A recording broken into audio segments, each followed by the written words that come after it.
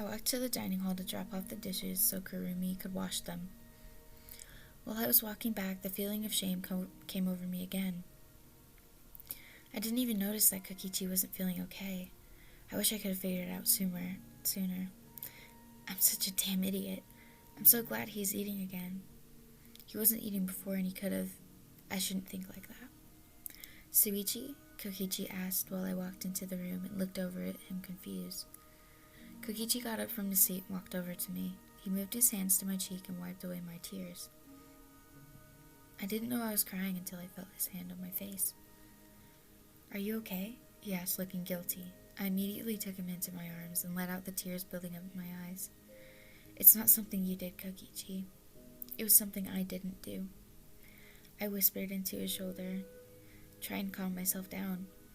Are you blaming yourself for not helping me sooner? He asked, grabbing my shoulders and making me face him. I nodded, a blush coming to my face when I saw how concerned he looked. You don't have to blame yourself for that. It wasn't your fault. I could have been more honest with you, he said slowly, standing up to move his arms around my back, and he put his head on my shoulder.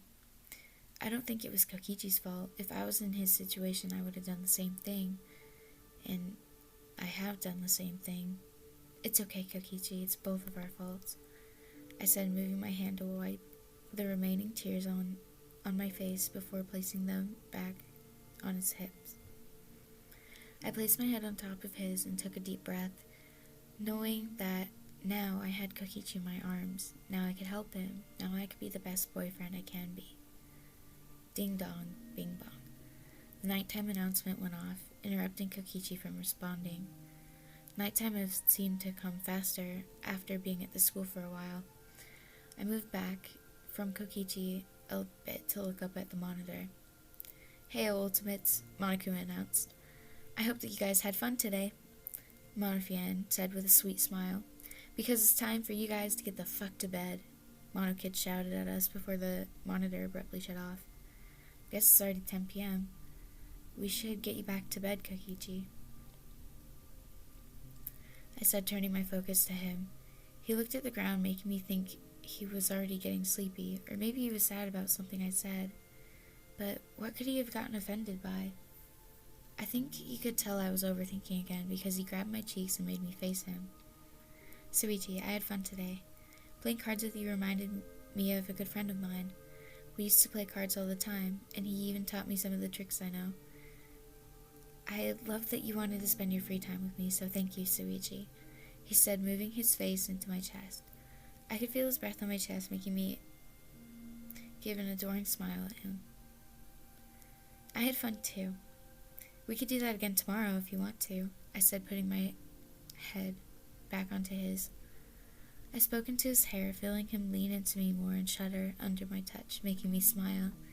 If that's what you want to do, he trailed off with a content sigh as I moved my hands to his back, rubbing up and down his sensitive skin. I love being able to hold him like this. He's just so small and cute, and it makes me so happy every time I see him. Although he says that he is disgusting, I find that hard to believe.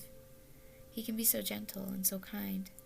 I never thought I'd be able to be the only one to see this side of him, but I'm so thankful that he is the one that I get to be like this with. We stayed in each other's embrace. It was quiet. All you could hear was our breathing and the sound of Kokichi's clothes rustling under my hands. I liked tracing his shoulders and his spine while he was leaning into my touch as much as he could.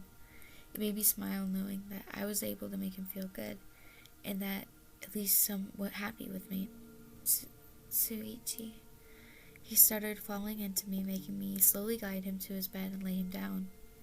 I could tell he was already tired. I know he was always staying up super late and waking up early. It's okay, Kokichi. Let me grab you something to wear, I said, placing him under the covers before I went over to his closet. I found an oversized shirt and some shorty shorts that were folded in the corner of his closet. I blushed when I picked up the small shorts and the oversized shirt. I shook my head, trying to suppress the blush on my face. How can he be so cute? He makes me flustered even when he's not by my side. I smiled. Kokichi, you make me feel so happy, and I want to be able to make you feel as happy as you make me feel. I walked over to the bed and shook Kokichi lightly to wake him up so he could change. He slowly opened his eyes before he slowly changed before falling back onto the bed, letting his eyes close.